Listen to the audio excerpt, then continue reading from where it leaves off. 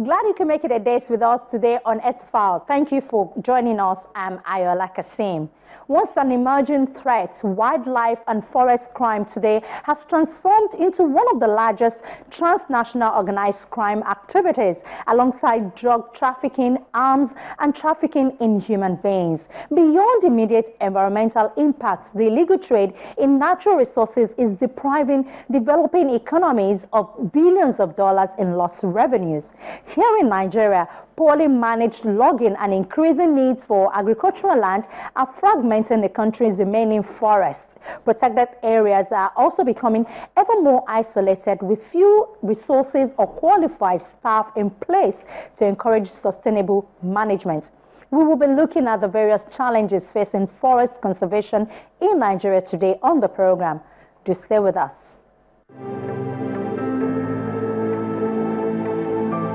Climate change is arguably the most significant conservation challenge we face today.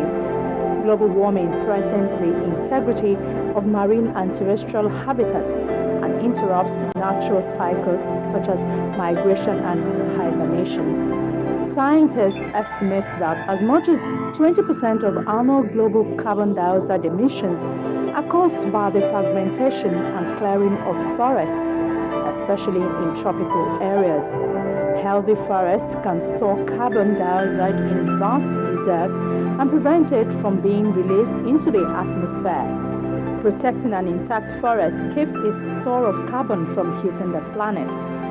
In addition to its environmental value, the sequestration of carbon has an economic value, which allows us to create an even greater incentive for conservation.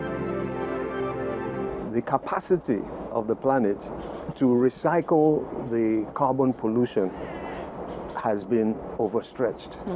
And she's no longer able to recycle it, especially as we're destroying forests at a very, very fast rate.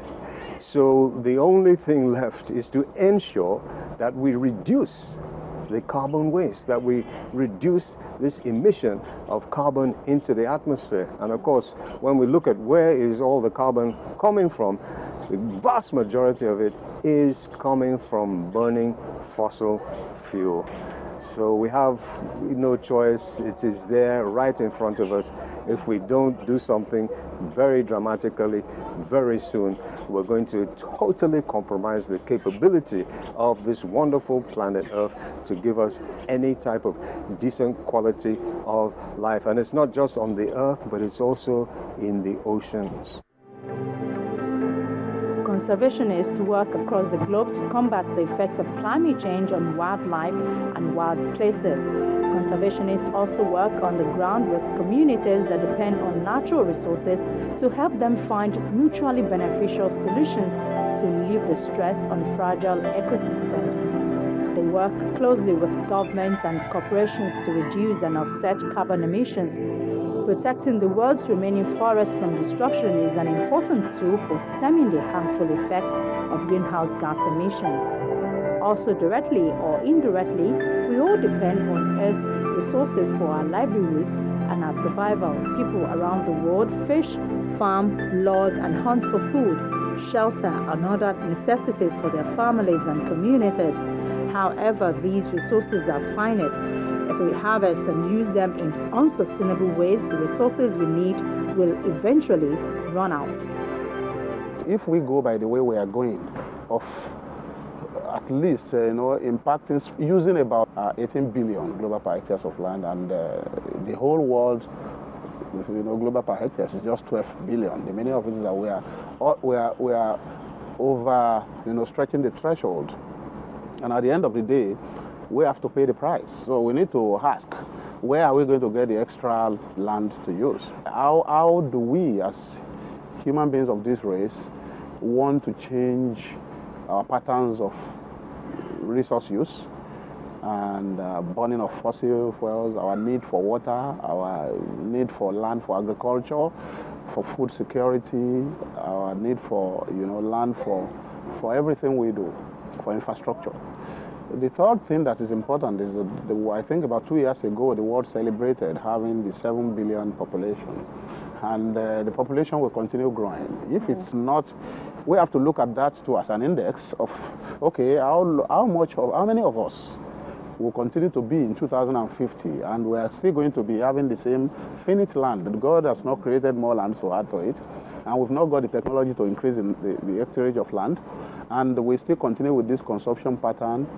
Then in Europe, in America, in Asia, in Africa, in Australia, and in other parts of the world, there is need for a global action with local action. What people used to say is global idea, local action. I think now it's going to be global action, local action. If they are not connected, at the end of the day, if anyone, either in America or Europe, thinks, okay, we can just do the things the way we want, or Africa, it's a price that everyone has to pay. Nigeria, home to Africa's large human and its largest economy, has also retained vibrant wilderness. The country's forests and savanna parks and wetlands rank among the continent's most important. Nigeria's rural populations depend on agriculture for their livelihoods, eking out a living on typically small farms, many of which are expanding into previously remote forested areas. This pronounced expansion in Nigeria is causing habitat fragmentation and inevitable human-wildlife conflicts. Nigeria's biologically diverse landscape encompasses lowland and mountain rainforests, mangroves, swamps, and mountain grasslands. Yet, the proliferation of subsistence farms and large-scale timber harvesting forecast bad news for native wildlife, particularly the African elephant and the extremely rare cross-river gorilla. Gorillas and elephants need large, continuous ranges to survive. Given the dangers of ignoring the threats to the ecosystem from acute depletion of some plants and animals, efforts were made in the past to preserve the nation's wildlife through the establishment of protected areas. However, poachers with sophisticated weapons have managed to enter these sanctuaries, killing even endangered animals. We never lack for laws, but most of these laws are obsolete. They are very weak. That is one. The structures are there for which we can actually act. We have several ministries of environment. We have Federal Ministry of Environment, different state ministries of environment, and departments coordinating the environment. We have, at the National Assembly level, we have a Senate Committee on the Environment. We have, at the Federal House of Representatives, we have House Committee on the Environment, and so also at the state houses of assembly in our different states. We have, the structures are there, but we need to go back to the basics. Let us look at these laws, the policies again, where we need to strengthen them, we strengthen. And also, we must tie the policies to enforcement. One thing is to enact, another thing is to have the wherewithal, the political will to actually enforce these laws, these policies, so that offenders are not allowed to go scot-free. Presently, like what obtains in Nigeria presently is that everybody cares less for what he or she does. And that is why our actions at the federal, state, and local levels have remained uncoordinated. Federal Ministry of Environment, who is supposed to be the overall ministry in terms of policy, legislation, and enforcement, is not doing much in this regard. And that is why most of the states' ministries of environment are at best doing their own differently. There has to be a national policy, review of national policy on the environment, strengthened, promoted, encouraged, and disseminated to people so that you and I will know what we stand, our roles, responsibility in the context of the policy and enforcement. Cross River is the only major biological hotspot left in Nigeria with its abundant primary rainforests. However, this position may be lost due to human activities. The Cross River gorillas were once common in some parts of southeastern Nigeria, but their populations have declined as farming and fire have damaged their forest homes.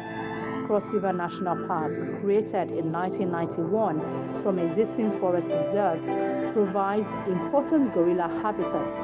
Some of the park's reserves date to the 1930s, when established communities were permitted to remain inside the forest and a series of enclaves were created to accommodate them. Elephants, which once roamed across Nigeria, live only in a few protected areas today. Major carnivores in Nigeria include leopards, as well as African wild dogs and lions. Both threatened species are declining across the continent. Conservation efforts in Nigeria have, in recent years, focused on consolidating and protecting habitats such as the lush Afi and Mbe mountain chains, which link Nigeria's Cross River National Park with the Takamanda Mourne Forest in neighboring Cameroon.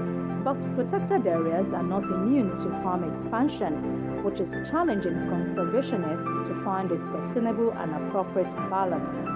Yeah, definitely it's a great drawback.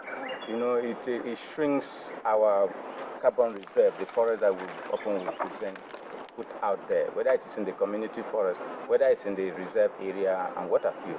It shrinks our carbon stock substantially. But we think that we can still address this problem by introducing eco-agriculture, and where people will farm in environment-friendly manner. They don't need to cut down the pristine forest. We have bush, we have other places like secondary forest. We can restrict our farming activities in that area. But we feel there's the need to engage the stakeholders, the communities, as far as this is concerned, so that they will adopt new farming practices that are environment friendly.